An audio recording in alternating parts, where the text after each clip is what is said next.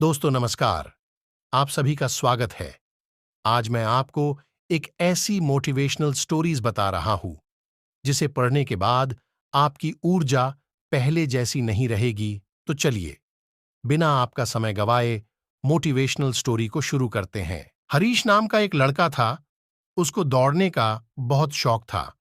वह कई मैराथन में हिस्सा ले चुका था, परंतु वह किसी भी रेस को पूरा नहीं करता था। एक दिन उसने ठान लिया कि चाहे कुछ भी हो जाए, वह रेस पूरी जरूर करेगा। अब रेस शुरू हुई। हरीश ने भी दौड़ना शुरू किया। धीरे धीरे सारे धावक आगे निकल रहे थे, मगर अब हरीश थक गया था। वह रुक गया।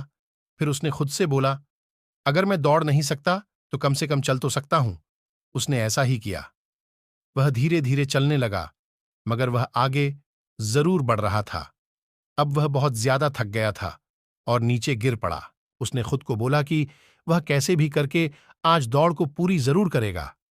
वह जिद करके वापस उठा, लड़खड़ाते हुए आगे बढ़ने लगा और अंततः वह रेस पूरी कर गया।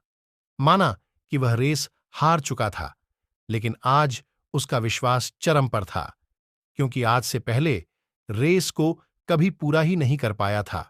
वह जमीन पर पड़ा हुआ था क्योंकि उसके पैरों की मांसपेशियों में बहुत खिंचाव हो चुका था।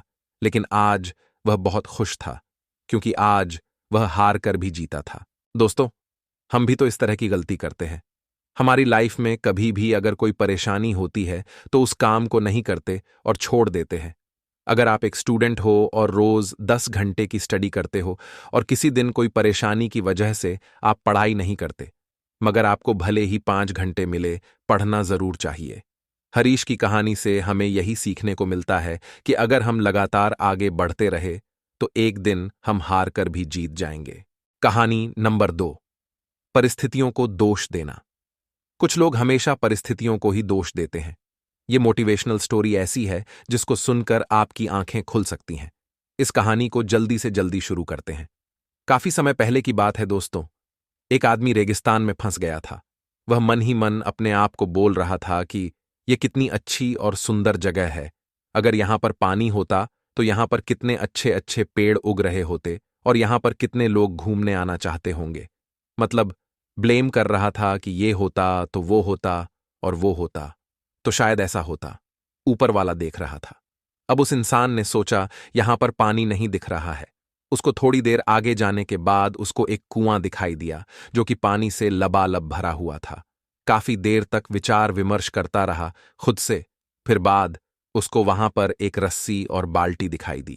इसके बाद कहीं से एक पर्ची उड़ के आती है, जिस पर्ची में लिखा हुआ था कि तुमने कहा था कि यहां पर पानी का कोई स्रोत नहीं है। अब तुम्हारे पास पानी का स्रोत भी है। अगर तुम चाहते हो तो यहां पर पौधे लगा सकते हो। वह चला गया दोस्तों। तो ये कहानी हमें क्या सिखाती है? ये कहानी हमें ये सिखाती है कि अगर आप परिस्थितियों को दोष देना चाहते हो, कोई दिक्कत नहीं है। लेकिन आप परिस्थितियों को दोष देते हो कि अगर यहां पर ऐसा हो और आपको वह सोर्सेस मिल जाए तो क्या परिस्थिति को बदल सकते हो। इस कहानी में तो यही लगता है कि कुछ लोग सिर्फ परिस्थिति को दोष देना जानते हैं। अगर उनके पास उपयुक्त स्रोत हो तो वह परिस्थिति को नहीं बदल सकते, सिर्फ वह ब्लेम करना जानते हैं। लेकिन हमें ऐसा नहीं बनना है दोस्तों। इस कहानी से यह शिक्षा मिलती है कि अगर आप चाहते हो कि परिस्थितियां बदले और आपको अगर उसके लिए उपयुक्त साधन मिल जाए तो आप अपना 1% योगदान तो दे ही सकते हैं। और मुझे पूरा भरोसा है कि अगर आपके साथ ऐसी कोई घटना घटित होती है, आप अपना योगदान जरूर देंगे।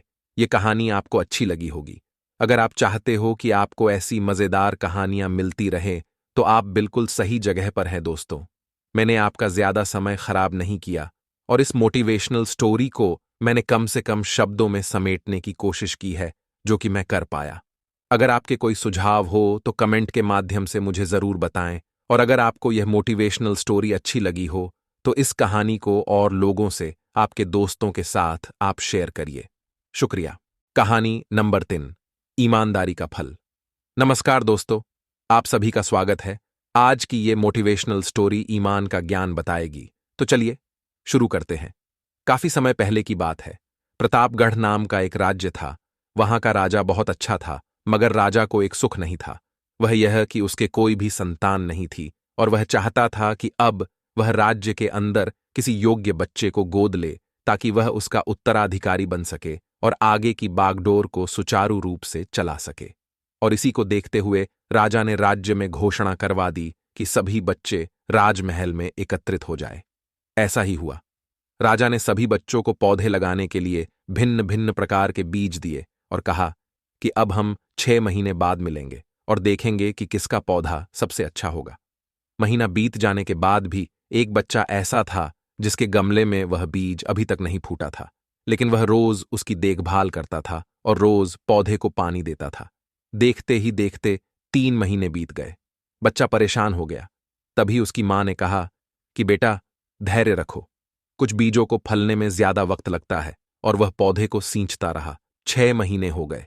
राजा के पास जाने का समय आ चुका था, लेकिन वह डरा हुआ था कि सभी बच्चों के गमलों में तो पौधे होंगे और उसका गमला खाली होगा। लेकिन वह बच्चा ईमानदार था और सारे बच्चे राजमहल में आ चुके थे।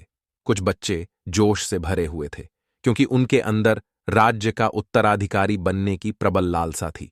अब राजा ने आदेश दिया। सभी बच्चे अपने अपने गमले दिखाने लगे, मगर एक बच्चा सहमा हुआ था क्योंकि उसका गमला खाली था। तभी राजा की नजर उस गमले पर गई। उसने पूछा, तुम्हारा गमला तो खाली है। तो उसने कहा, लेकिन मैंने इस गमले की 6 महीने तक देखभाल की है। राजा उसकी ईमानदारी से खुश था कि उसका गमला खाली है, फिर भी वह हिम्मत करके यहां आ तो गया। सभी बच्चों के गमले देखने के बाद राजा ने उस बच्चे को सभी के सामने बुलाया। बच्चा सहम गया और राजा ने वह गमला सभी को दिखाया। सभी बच्चे जोर से हंसने लगे।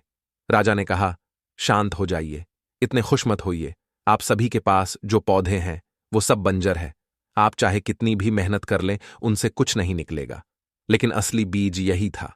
राजा उसकी ईमानदारी से बेहद खुश हुआ और उस बच्चे को राज्य का उत्तराधिकारी बना दिया गया।